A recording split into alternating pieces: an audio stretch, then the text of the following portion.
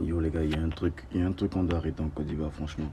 Avant, quand on déposait les papiers pour soit la CNI, le certificat national d'identité, ou bien pour avoir la carte d'assurance maladie et tout, c'était vraiment compliqué. Fallait faire longtemps. Souvent, tu déposes tes papiers pour aller retirer, ils te font prendre tellement de temps, et puis se trompent sur les informations. Ça, c'était avant. Ok. On nous a dit que c'est devenu émergent, genre. Récemment, je renouvelle mon passeport. Bon, je demande à renouveler mon passeport pour pouvoir déposer un dossier en tout cas. Maintenant, j'essaye de prendre le rendez-vous ici. La Côte d'Ivoire était en grève jusqu'en août. Et moi, j'avais la possibilité de prendre le 1er août. Donc, vu que je connais, bon, je sais que ma mère connaît des gens au pays, je lui ai envoyé pour qu'elle puisse voir la dame là-bas. Là, elle prend le rendez-vous directement au pays et puis on refait le passeport. La dame me prend le rendez-vous déjà pour le... Donc, elle prend le rendez-vous. Ouais, la dame, elle prend le rendez-vous. Je lui ai déjà dit que je pouvais prendre le 1er août. Ça m'arrange plus que de prendre une autre date encore plus loin. Elle me dit, ok, va gérer.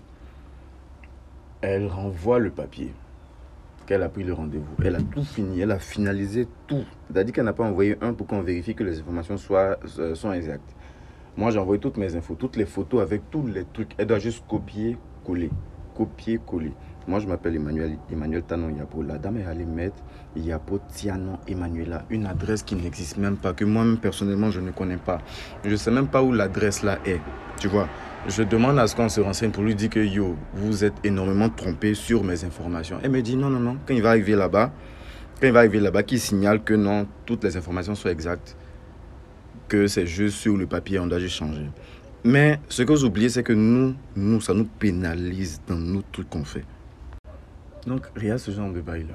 Tu fais un truc sérieux, te disant que, ok, ça va passer, ça va aller crème, parce que tout avance.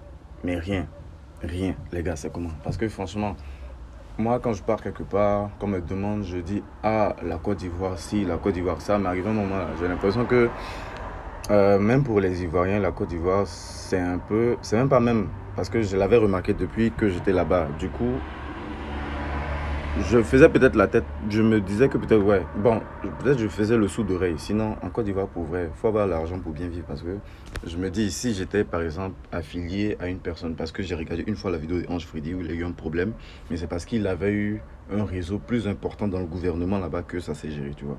Il y a des trucs, je peux contacter quelqu'un pour régler ce truc. En tout cas, moi, je l'ai réglé personnellement. Mais imagine, pour quelqu'un qui ne peut pas régler ça, tu vois. C'est vrai qu'on n'a pas les bras longs jusqu'à la présidence et tout. Mais au moins, on connaît des gens pour pouvoir arranger nos trucs.